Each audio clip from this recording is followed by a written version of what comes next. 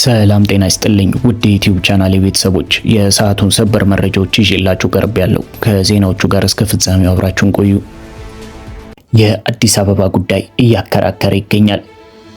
በራያ የተፈጸመው የድሮን ጥቃት እንዲሁም ጥንታዊው ኢትዮጵያ ሆቴል ሊፈርስ ነው። እነዚህንና ሌሎች ሰበር መረጃዎችን በዝርዝር ይዤላችሁ ቀርባለሁ። እስከ መረጃዎቹ ፍጻሜ አብራችሁን ቆዩ። የአዲስ አበባ ጉዳይ በአማራና በኦሮሚያ ብልጽግና ክፍፍል መፍጠሩ ተሰማ። ከተማዋ የኦሮሚያ ዋና መቀመጫ እንድትሆን ሀሳብ ለሚሰጡ ተመካካሪዎች የገንዘብ ጉርሻ እየተከፈላቸው ነው ተብሏል። ኮሚሽኑ ከብልጽግና ወግኖ አዲስ አበባ የኦሮሚያ ዋና መቀመጫ እንድትሆን ጫና ማሳደራቸው ቅሬታ እያስነሳ ይገኛል። የፌዴራል ከተሞች ጉዳይም በአጀንዳነት በያዘው ቡድን የተጠናቀረ ምክር ሀሳብ ለተመካካሪዎች አልቀረበም ተብሏል። ሀገራዊ የምክክር ጉባኤ የቀረቡ የስልታዊ ቡድን ምክር ሀሳቦች እንዲያደራጁ ኃላፊነት የተሰጣቸው አጠናቃሪ ቡድኖች በ7 የሥራ ቡድኖች ያጠናቀሩትን ምክር ሀሳብ ያቀረቡ ሲሆን በአዲስ አበባ ከተማ ሕጋዊ አቋም ዙሪያ የቀረቡ ምክር ሀሳቦች በተመካካሪዎች ላይ ልዩነት እንደፈጠሩ ናቸው። አዲስ አበባ የፌዴራል ከተማ ትሁን በሚለው ምክር ሀሳብ ዙሪያ ስምምነት ላይ ቢደረስም ከተማዋ በተጨማሪነት የኦሮሚያ ክልል ዋና ከተማና መቀመጫ ትሁን በሚል የተነሳው ምክር ሀሳብ ግን በስብሰባ አዳራሽ ውስጥና ከአዳራሽ ውጪ ውጥረት እንዲሰፍን ማድረጉን ተመካካሪዎች ተናግረዋል።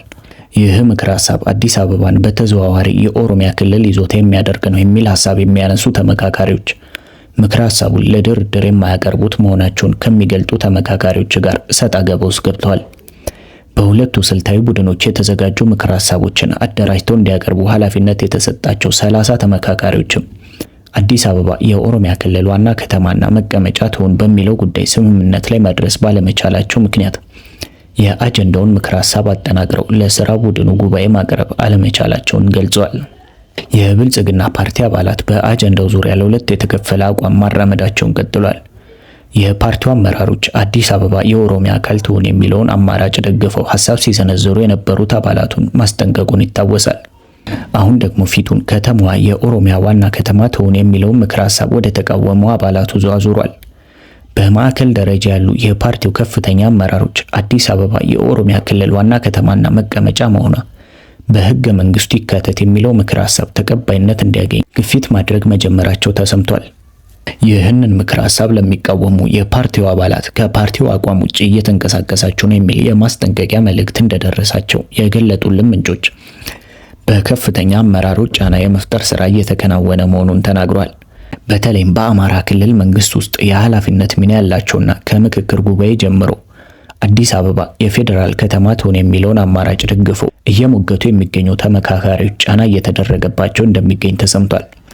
አዲስ አበባ የፌዴራል ከተማ ትሁን በሚለው ምክር ሀሳብ ዙሪያ ስምምነት ላይ ተደረሰው አዲስ አበባ የኦሮሚያ አካል ትሁን የሚለውን አቋም ባንጸባረቁ የፓርቲው አባላት ላይ በተደረገው ጫና ምክንያት መሆኑን የሚያነሱ የፓርቲው ከፍተኛ አመራሮች ከተማዋ የኦሮሚያ ክልል ዋና ከተማ መሆኗን እውቅና መስጠት እንደ ማካካሻ የሚታይ ሊሆን ይገባል የሚል አቋም እንዳላቸውም ምንጮች ጠቁመዋል።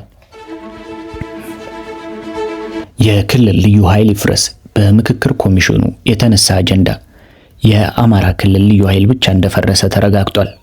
የክልል ልዩ ኃይል ይፍረስ፣ ሀገር አቀፍ ሚሊሻ ይደራጅ የሚሉ አጀንዳዎች ቀርበዋል። ልዩ ኃይል ይፍረስ በሚል ዘመቻ የአማራ ክልል ልዩ ኃይል ብቻ እንደተበተነና እንደፈረሰ በምክክር ኮሚሽኑ ተሳታፊዎች ሀሳብ ተነስቷል።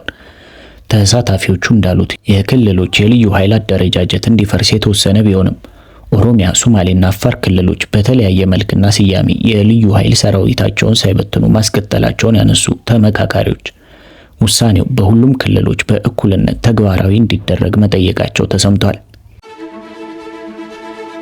በትግራይ ክልል በራያ አላማጣ ወረዳ ዛሬ ነሐሴ 4 ቀን 2018 ከጠዋቱ 2 ሰዓት አካባቢ ተደጋጋሚ የድሮን ጥቃት መፈጸሙን የአካባቢው ምንጮች ገልጿል። እንደ ምንጮቹ ገለጻ ጥቃት የተፈጸመው በራያ አላማጣ ወረዳ የመረዋ ንዑስ ወረዳ በሚገኘው የመረዋ ሁለተኛ ደረጃ ትምህርት ቤት አካባቢ አርሚ 26 በሚባለው የትግራይ ኃይሎች ስብስብ ላይ እንደሆነ የሚገመት ሲሆን በአካባቢው እስከ 4 ጊዜ የሚደርስ የድሮን ጥቃት መፈጸሙ ታውቋል። በዚህ ጥቃት በአካባቢው በነበሩ ንጹሃን ዜጎችም ሆነ በታጠቁ ኃይሎች ላይ የደረሰው የጉዳት መጠን እስካሁን በውል ያልታወቀ ሲሆን ድሮኑ አሁንም በአካባቢው አየር ላይ አሰሳ ማድረጉን ቀጥሏል። ስለተፈጸመው የድሮን ጥቃትና ስላስከተለው ጉዳት እስካሁን ድረስ ከፌዴራል መንግስትም ሆነ ከትግራይ ክልላዊ መንግስት የተሰጠ ይፋዊ መግለጫ የለም። በአዲስ አበባ ብሔራዊ ቲያትር አካባቢ የሚገኘው ኢትዮጵያ ሆቴል በከተማው ውስጥ እድሜ ጠገብ ከሆኑ የሆስፒታሊቲ አገልግሎት መስጫዎች አንዱ ነው። የዚህ ሆቴል መከፈት ከአፍሪካ አንድነት ድርጅት ምስረታ ጋር ይያያዛል። እንደ ኤሮፓውያን አቆጣጠር በ1963 አዲስ አበባ የአፍሪካ አንድነት ድርጅትን ምስረታ ለማስተናገድ ዝግጅት ስታደርግ ትልቁ ስጋት ለተሳታፊዎች የሚሆኑ በቂ ሆቴሎች አለመኖራቸው ነበር።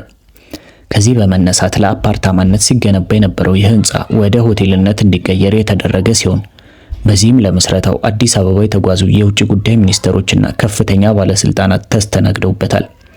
ይህ 6 አስርት ዓመታትን ያስቆጠረው ሆቴል አሁን ሙሉ በሙሉ የሚጠፋበት ጊዜ መቃረቡን ፎርቹን ዘግቧል። እንደ ዘገባው በአሁኑ ወቅት ከሆቴሉ ጀርባ የሚገኙት ቦታዎችና ግንባታዎች በመፍረስ ላይ ሲሆኑ ሆቴሉ እስከሚቀጥለው ጥቅምት ተፈርሶ የሚጠናቀቅ ይሆናል። ይህ ሆቴል የሚፈርሰው በምትኩ ሰማይ ጠቀስ ፎቅ ሊሰራበት ነው። የሆቴሉ ባለቤት የሆነው ቢኬ ግሩፕ ከመንግስት ከገዛው በኋላ የማስፋፊያ ስራ ወዲያውኑ የጀመረ ሲሆን ከይዞታው 4000 ካሬ ሜትር በተጨማሪ በ5500 ካሬ ሜትር ላይ ትልቅ ህንፃ የመገንባት እቅድ እንዳለው አስታውቆ ነበር። እንደ ዘገባው ባለ 5 ህንፃ የሆነው ኢትዮጵያ ሆቴል በአሁኑ ወቅት 109 ክፍሎች ያሉትና በ3 ፈረቃ የሚሰሩ 140 ሰራተኞች ያሉት ነው። የሆቴሉ አስተዳደር ከሳምንታት በፊት ሰራተኞቹ ሰብስቦ ሆቴሉ በቅርብ እንደሚፈርስ የነገራቸው ሲሆን እስከዛው ግን ስራቸውን እንዲቀጥሉ ገልጾላቸዋል። አንድ ስሙ እንዳይጠቀስ የፈለገ ሰራተኛ እንደተናገረው ሆቴሉ ከፈረሰ በኋላ የሰራተኛ ቅነሳ እንደማይኖር ቃል ተገብቶላቸዋል።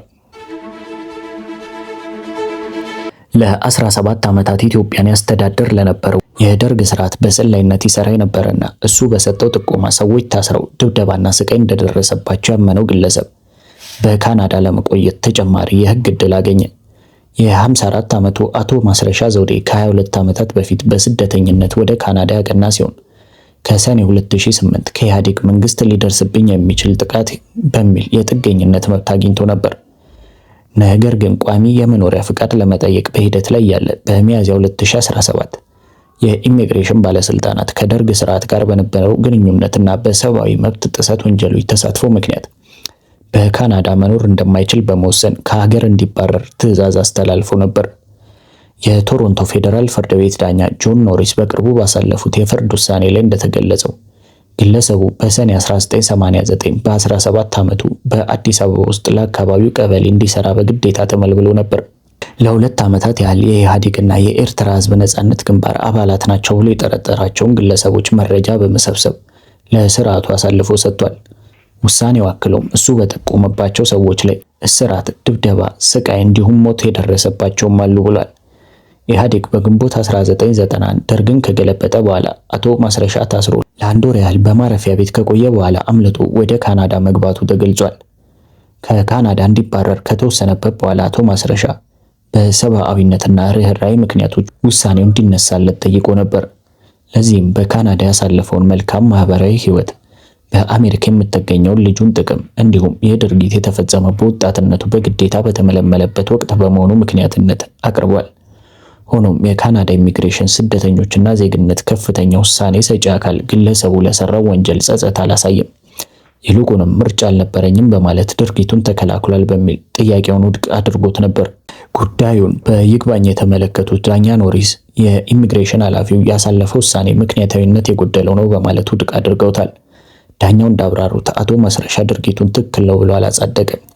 የደርግ ስርዓትም ሆነ የእሱ ድርጊት ስህተት መሆኑን አምኖ ነገር ግን በወቅቱ በነበረበት የእድሜ ክልል ምክንያት ሌላ አማራጭ እንዳልነበረው ነው ያስረዳው።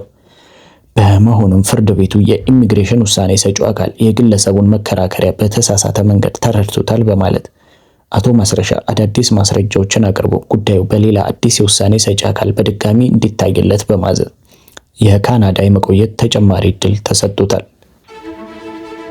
ለሰዓቱ ያስኩላችሁ መረጃዎች እነዚህን ይመስሉ ነበር። በቀጣይ በሌላ መረጃ እስከምንገናኝ ደህና ሁኑ።